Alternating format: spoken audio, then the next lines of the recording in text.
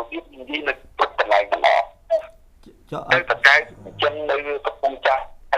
ទូដៅរបស់គេគឺរបស់យើងដើម្បីឲ្យចូលទៅទៀតរបស់បាទពីឆ្ងាយពួកនឹងគាត់បារម្ភមកយើងបញ្ចូលទៅទៀតហ្នឹងបាទអញ្ចឹងចង់ឲ្យយើងចូលទៅទៀតដើម្បីឲ្យគាត់បានទទួលភាពស្របច្បាប់យើងមិនមែនយើងមិនបដិសេធទេតែប៉ុន្តែយើងទីទីយើងគោលដៅរបស់យើងមានការទីទីឲ្យមានការផ្លាស់ប្ដូរការបោះឆ្នោតឲ្យមានការផ្លាស់ប្ដូរសមាជិកចំការបោះឆ្នោតមិនមែនសម្រាប់គណៈបក្សសង្គ្រោះជាតិទេគឺសម្រាប់ប្រជាប្រដ្ឋខ្មែរទូទាំងអស់រួមទាំងបងប្អូននៅក្រៅខ្មែរយើងនៅក្រៅប្រទេសផងតថ្ងៃនេះបងប្អូននៅក្រៅប្រទេសមានសិទ្ធិបោះឆ្នោតប៉ុន្តែអត់មានសិទ្ធិគេបានសម្រួលឲ្យបងប្អូនយើងមានសិទ្ធិបោះឆ្នោតទេហើយបញ្ជីឈ្មោះចង់លុបឈ្មោះអាណាលុបតើចិត្តចង់ដាក់ស្ទួនចិត្តដើម្បីគេស្រួលលុបបំណងចឹងណាយើងទីទីឲ្យមានការបោះឆ្នោតមួយឲ្យត្រឹមត្រូវគណៈបក្សសង្គ្រោះជាតិមានបំណងទាំងយ៉ាងគឺថាចង់ធ្វើយ៉ាងម៉េចឲ្យការលទ្ធិប្រជាធិបតេយ្យនេះមានដំណើររលូនទៅមុខដើម្បីជាផលរបស់ខ្មែររបស់សង្គមខ្មែររបស់កូនចៅខ្មែរទៅមុខទៅនេះណាបាទអាយដាមដោយសារពេលវេលាយើងខ្លីស្រាប់អាយដាមមានពាក្យផ្ដាំផ្ញើដល់បងប្អូនយើងនៅទីក្រុង Lowell ក៏ដូចជារដ្ឋ Massachusetts ក៏ដូចជាបងប្អូនយើងនៅក្រៅប្រទេសដែរបាទអាយដាមខ្ញុំសូមសម្ដែងអំណរគុណ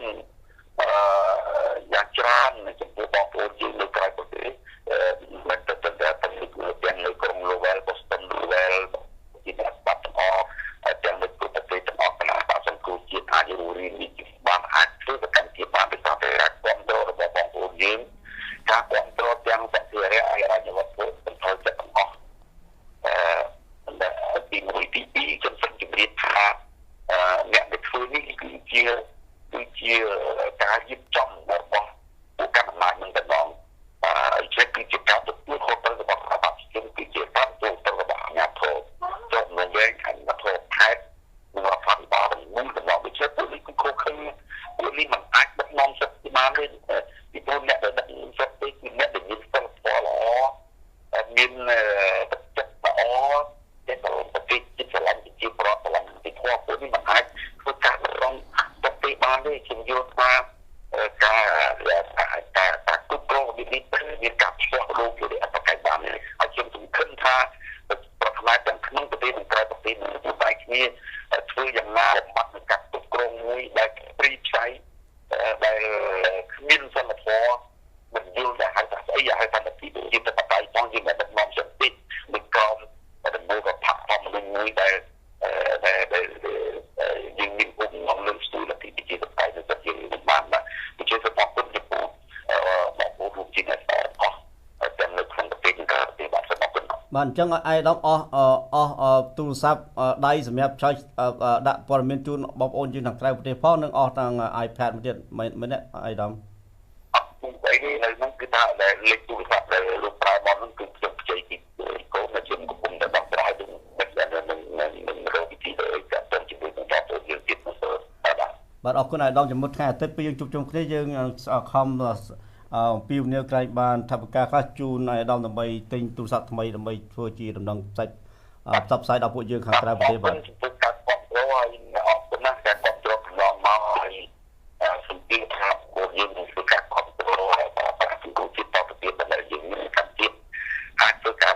ទៅជាមករបស់គាត់បាទអរគុណយើងទើបតែជួបជាមួយនឹងអាយដាមប៉ុលហមដែលជាអនុប្រធាននៃគណៈបកសង្គ្រោះជាតិខាងផ្នែកប្រតិបត្តិបាទសូមអនុញ្ញាតកែតិចជាមិនមែនជាអនុប្រធានជាប្រធានគណៈកម្មាធិការនៃគណៈបកសង្គ្រោះជាតិបាទជាប្រធានគណៈកម្មការការងារនៃគណៈបកសង្គ្រោះជាតិបាទសូមអរគុណអាយដាមប៉ុលហមហើយសូមបាទសូមអរគុណអាយដាមហើយជម្រាបលាយើងនឹងជួបគ្នានៅពេលក្រោយទៀតអាយដាមសូមជូនពរអាយដាមនិងសហគ្រីបានសុខភាពល្អបាទអរគុណច្រើនអាយដាមសូមអរគុណបាទក្នុងពេលនេះយើងសូមអរគុណអាយដាមប៉ុលហមហើយយើងនឹងវិលត្រឡប់មកកាន់កម្មវិធីយើងមួយទៀតគឺការជួបសន្ទនាជាមួយលោកមេធាវីលវីហាស្កាល់ដែលគាត់នឹងនាំព័ត៌មាននៅដំណឹងថ្មីដែលពាក់ព័ន្ធដល់ផ្នែកអន្តរប្រវេសន៍បាទសូមអរគុណLuis Haskell, thank you for coming back to meet our audience. Our honors to have you here tonight, and we know that you have some new news regarding to the immigration. Right. And I thank you, and I do appreciate really the opportunity to be here. The honor is all mine. But this is kind of an exciting night for me to come in because there really is a lot of news. There have been a number of things going on in the area of immigration that do directly affect our community, and so I am happy to be able to come in and talk about them. Actually, let me just, I guess we're a little short on time, so let me just kind of go. The first thing I want to talk about, as you know, and as it turns out a lot of people now know, every July, pretty much, I go to Cambodia. Every July when I'm in Cambodia, I go to the U.S. Embassy there. I go to the visa section, meet with the consular officers, meet with the chief consul, and talk about various cases, various problems that my clients have had or that people who have since become my clients have had. So this time of year, a number of people will come see me because they've heard I'm going to Cambodia, and they have filed for people who have been rejected. What I'm seeing a lot of now, in fact, what I'm seeing in every single case now is something I have never seen before, which is in the cases of husbands, wives, fiancés of U.S. citizens. Not only have they been rejected, but they are being rejected on fraud or material misrepresentation grounds. And I want to repeat that phrase. The letters all say that they're being rejected on fraud or material misrepresentation grounds. អញ្ចឹងលោកវិហារស្កាក៏សូមអរគុណកម្មវិធីទូរទស្សន៍យើងដែលបានអញ្ជើញគាត់បំភ្លឺនៅកិច្ចការថ្មីដែលគាត់ទើបតែរៀនសូត្របានហើយគាត់បានបញ្ជាក់ថាជាដងបងប្អូនដឹងហើយជារៀងរាល់ឆ្នាំខែកក្កដាបាទខែយូឡាយគឺគាត់តែងតែទៅប្រទេសខ្មែរដើម្បីតាក់ទងជាមួយនឹងមន្ត្រីរាជការនៃស្ថានទូតខ្មែរស្ថានទូតអាមេរិកនៅប្រចាំទីក្រុងភ្នំពេញដើម្បីពំនាំនៅតំណាងនៅclient របស់គាត់ដែលឲ្យជួលគាត់ឲ្យជួយបំពេញការងារផ្សេងពាក់ព័ន្ធដល់ការធានាបងប្អូនកូនចៅបងប្អូនកូនរបស់គេដែលតែសំខាន់ទីគាត់ឆ្លើយថាអ្វីដែលភាគច្រើនបងប្អូនយើងបានធ្លាក់ក្នុងការសភាបានមកអាមេរិកគឺភាគច្រើនតែគាត់ឯកសារដែលគេចោទថាឯកសារយើងយកទៅឲ្យគេនឹងបង្ហាញឲ្យគេគឺជាឯកសារមិនត្រឹមត្រូវឯកសារខ្លាំងខ្លាយទើបបានជាយើងតែងតែធ្លាក់ម្ដងទៀតបាទ We talk about the materials, the misrepresentation of the materials. Material misrepresentation, right? And I repeated that phrase because these are not words that the consular officers have made up or pulled out of the blue or whatever. But these are actually words that come from the Immigration Naturalization Act, from the immigration law itself. Fraud or material misrepresentation is a reason not only to deny the petition in front of them, but to deny every petition that this person is ever involved in the future. So if this issue is not addressed,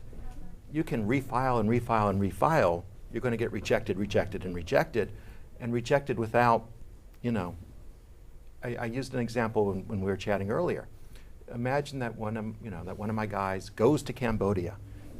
moves in, marries his fiancée, lives with her for 5-6 years in Cambodia. They have 3 children together. At least in theory, he would not then be able to bring her to the United States because she in the past has been guilty of fraud or material misrepresentation. Now in a case that extreme, we could probably get a waiver, but the point is that it doesn't matter what happens in the future. Every petition that involves this person in Cambodia is going to get rejected unless you do something to get this fraud or material misrepresentation determination reversed. ចាំថាគាត់ថារឿងដែលសំខាន់គឺថានៅពេលធ្លាក់មនុស្សធ្លាក់ដោយសារអ្វីគឺធ្លាក់ដោយសារគេថាយើងខ្លាយបន្លំឯកសារហើយការខ្លាយបន្លំឯកសារនឹងផុសតាំងទៅប្រមាណគឺជាកិច្ចការមួយដ៏ធ្ងន់ធ្ងរបំផុតចំពោះមន្ត្រីផ្នែកបន្តប្រវេសបាទម្ល៉េះតួយើងដាក់ពាក្យស្ទនីណាក៏ដោយទៅបីពិតឬពិតយ៉ាងណាក៏ដោយតែយើងធ្លាប់ គេសង្ស័យយើងខ្លាចបន្លំឯកសារនិងប្រដាស្នាមផ្សេងគឺថាវានឹងទម្លាក់យើងរហូតជារៀងរហូតម្ល៉េះហើយដើម្បីយើងចង់ធានាបងប្អូនក្រុមគ្រួសារប្រពន្ធកូនឲ្យបានមកនេះគឺថាយើងទៅធ្វើម៉េចរៀបចំសារឡើងវិញដើម្បីឲ្យគេមានទំនុកទុកចិត្តមកលើយើងដែលជាអ្នកធានាបងប្អូនប្រពន្ធកូនយើងពីប្រទេសខ្មែរយើងមកវិញបាទ Right. And so the process actually begins here in the United States of actually reaching out to USCIS, the Citizenship and Immigration Service, and trying to have them to reverse the consular officer's decision. Although it is certainly helpful to know why the consular officer would say really such an awful thing. You know, in the world in which I live, the world of immigration law, fraud or material misrepresentation are the nastiest, dirtiest words in our vocabulary. And you know, I mean, in the past they've been saying you haven't carried your burden of proof, we don't believe you. They've even gone so far as to say we think your relationship is a sham. But all of that, those are just, you know, grounds for denial. They don't have a future impact. You can come back, see a different consular officer, maybe convince the new consular officer to come to a different conclusion. This decision is binding on all consular officers. You're shut out unless you get it reversed. So I do look forward to going to Phnom Penh, to meeting with the consular officers, to discussing with them why they're doing this, and why and when I mean why, I mean in each specific case, for each specific client. Why did you do this? So that when I come back to USCIS, I will be, you know, be ready to explain why the council was wrong, and that is the burden that we carry in these cases, is we have to prove the council wrong. អញ្ចឹងថាកិច្ចការសំខាន់គឺថាគាត់ចង់បញ្ជាក់ថាពីមុនមកគាត់ថានៅខាងខាងកុងស៊ុលនៅស្ថានទូតអាមេរិកគេមិនដែលប្រាប់យើងថាតើករណីនីមួយៗយ៉ាងម៉េចបានជាគេមិនអោយអ្នកដែលយើងធានានឹងមករស់នៅជួបជុំយើងនៅឯសហរដ្ឋអាមេរិកព្រោះថានៅតើពួកកុងស៊ុលគឺថាតែគេសង្ស័យយើងហើយគឺសង្ស័យរហូតអត់ដែលងាយដកខ្លួនចេញបានទេណាអញ្ចឹងទូយើងថាមិនក៏គេនៅសង្ស័យដែរគេពួនវត្តខ្វល់ទេណាអញ្ចឹងតែគួរឲ្យគាត់មានសេចក្តីសង្ឃឹមច្រើនឥឡូវនេះគឺថាដែលគេបានបើកចំហប្រាប់យើងថាយើងចង់បានអ្នកយើងទៅធានានឹងមករស់នៅខាងនៅសហរដ្ឋអាមេរិកតើតែយើងធ្វើយ៉ាងម៉េចឲ្យគេជឿទុកចិត្តហើយឲ្យគេដកសេចក្តីមិនទុកចិត្តសារឡើងវិញដើម្បីឲ្យគេមើលសំណុំឯកសារថាតើឲ្យខុសមិនអីមិនអញ្ចឹងថានៅថ្ងៃ3ខែ7ខែកក្កដាគាត់នឹងទៅស្រុកខ្មែរគាត់សង្ឃឹមនឹងបានជួបជាមួយស្ថានទូតស្ថានទូតដែលទូខាងផ្នែកអន្តរប្រវេសន៍ហ្នឹងហើយសួរអំពីករណីតាមករណីនីមួយៗដែលគាត់មានដែលក្លែងគាត់ឲ្យហ្នឹងគាត់ថាសួរឲ្យបានច្បាស់លាស់តើករណីនេះធ្វើខុសយ៉ាងម៉េចករណីនោះធ្វើខុសយ៉ាងម៉េចដើម្បីឲ្យគាត់ពេលគាត់មកវិញគាត់អាចរៀបចំករណីសារឡើងវិញដើម្បីដាក់ពាក្យម្ដងទៀតជាមួយនឹងក្រសួងអន្តរប្រវេសន៍នៅឯសហរដ្ឋអាមេរិកបាទ Yeah. And by the way, if as it appears is happening, that they're putting this fraud or material misrepresentation label on every single rejection,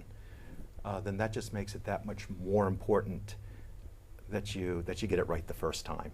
and that everything be documented properly the first time, that the husband, wife, or fiance be ready for the interview the first time they go in, because they might not be allowed to go in a second time. ចឹងថាសំខាន់គឺថាដែលសំខាន់ឲ្យយើងដែលទៅធ្វើគឺថានៅពេលយើងចង់ធានាប្រពន្ធកូនឬបងប្អូនក្រុមគ្រួសារយើងមករស់នៅសហរដ្ឋអាមេរិកជាមួយយើងថាធ្វើម៉េចយើងធ្វើម្ដងធ្វើឲ្យសាច់ម្ដងឲ្យវាត្រឹមត្រូវច្បាស់លាស់ម្ល៉េះហើយវាស្រួលងាយស្រួលការធ្វើកិច្ចការងារហើយយើងដាក់បងហើយគឺថាអ្នកអតីតទៀតទៅត្រៀមខ្លួនឲ្យបានច្បាស់លាស់រៀបចំដើម្បីឆ្លងឆ្លើយនិងរៀបចំកណ្ដាលឯកសារប្រមាណតែត្រឹមត្រូវច្បាស់លាស់ទៅឲ្យគូឲ្យគេណាចឹងយើងធ្វើច្បាស់លាស់ទៅតែម្ដងគឺវាចប់សពគ្រប់ហើយកុំឲ្យធ្វើឲ្យធ្វើទៀតមានការអស់សេចក្តីទុកចិត្តអំពីអ្នកកាន់សំណុំរឿងរបស់យើងនៅឯក្រសួងអន្តរប្រវេសន៍បាទអញ្ចឹងសំខាន់គឺថាយើងធ្វើម្ដងធ្វើឲ្យស្អាតច្បាស់លាស់ឲ្យត្រឹមត្រូវបាទ Right. So So how long you can